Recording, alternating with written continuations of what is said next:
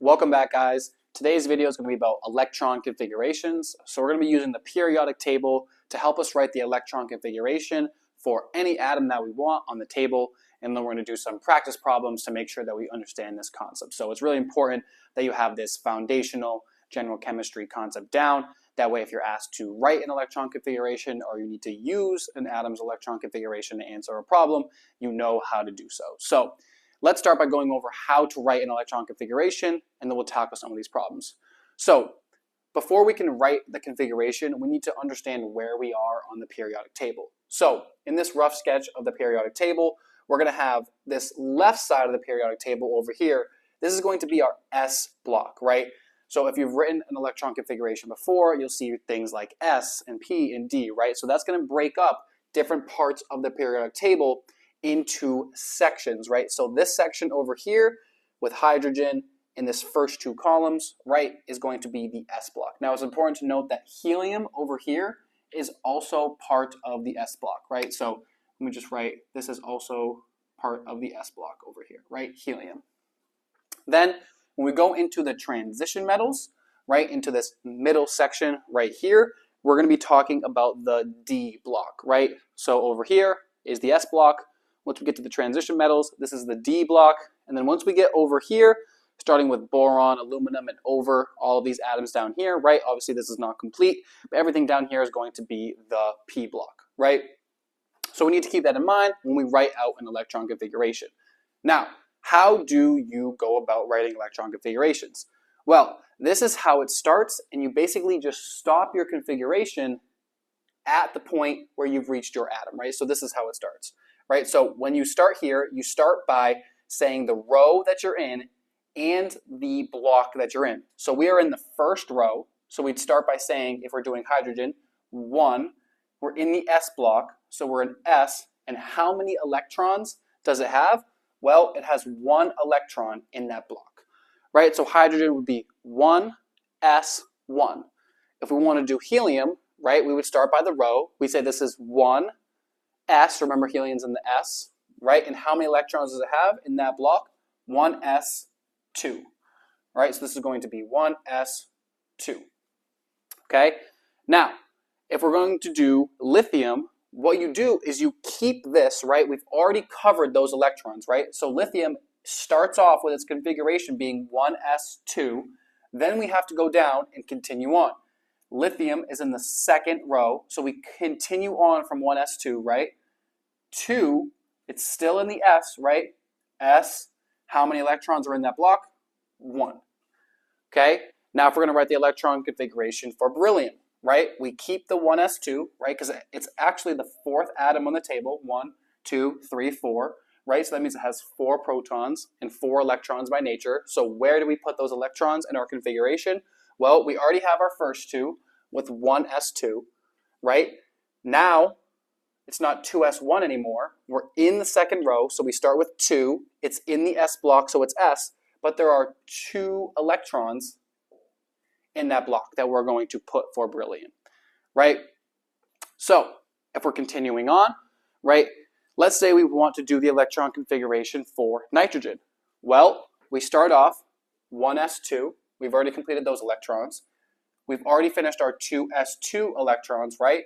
The next time that we go to continue on to our configuration for atoms over there, this is still in the second row, but now instead of 2s, we are in the P block. So this is 2p, 1, 2, 3. There are 3 electrons that nitrogen has in its 2p shell. So by following this method, we can kind of follow this general rule of thumb, right? We start with 1s2, then we come down here, 2s1, 2s2, right? Then we have 2p, 1, 2, 3, 4, 5, 6. So neon would get us all the way to 2p6. Then we would come down, 3s1, 3s2.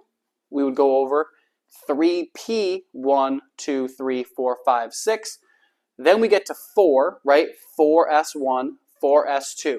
Now, the D block starts after 4s2, and it's actually called the 3D. So the first time you see the D block is the 3D. So it can be kind of confusing, I think sometimes people think it's 3s2, then 3d. It's not.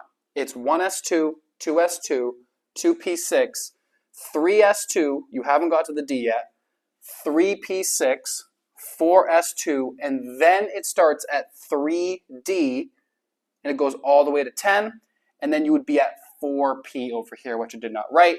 Once you get to 4p, then you continue on. Okay, so now that we've gone over some examples, let's try out these practice problems. So determine the electron configuration of the following atoms. So let's do sodium.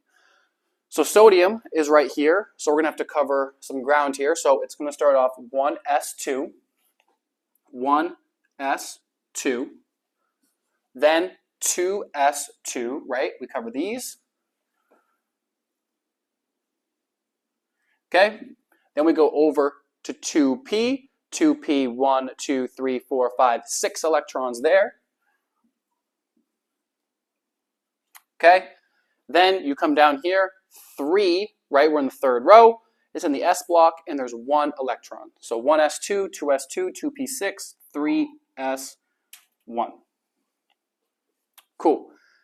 Now let's do chlorine. So chlorine, right, let's just see if we can, build off of sodium here, right? So 1s2, 2s2, 2p6, 3s2, 3p, 1, 2, 3, 4, 5, right? So the same as sodium, 1s2, 2s2, 2p6, 3s2, right? We completed the 3s over here, and we're at 3p, 1, 2, 3, 4, 5. Now one trick I should say you can use to check your work, all of these electrons that you've written here should add up to the total amount of electrons that you have in your atom. So 2 plus 2 is 4, plus 6 is 10, plus 1 is 11 for sodium. Sodium is the 11th atom in the table, and it has 11 electrons, right? If we do the same thing for chlorine, we'd have 4 plus 6 is 10, 10 plus 2 is 12, 12 plus 5 is 17. Chlorine is the 17th atom on the table. Now let's do zinc. So zinc, we're going to go, and zinc is over here, right? This is the D block. Okay, now zinc is this atom right here. So in order to do zinc, we're going to do 1s2, 2s2, 2p6. So let's start with that. 1s2, 2s2, 2p6, 3s2, 3p6, right? We've got 2s2, 2p6, 3s2, 3p6. Then we need to come down and do 4s2. And then 3d is the first time you see that D block. You go from 4s2 to 3d, and you go all the way from 1, 2, 3, 4, 5, 6, 7, 8, 9, 10. 4s2, 3d, 10. So this is how you do electron configurations. Make sure you're following along with the table and you know where you are on the table, whether you're on the S block, the D block, or the P block, and make sure you can do some of those practice problems on your own. Thanks for watching, and make sure to check out my channel for more videos.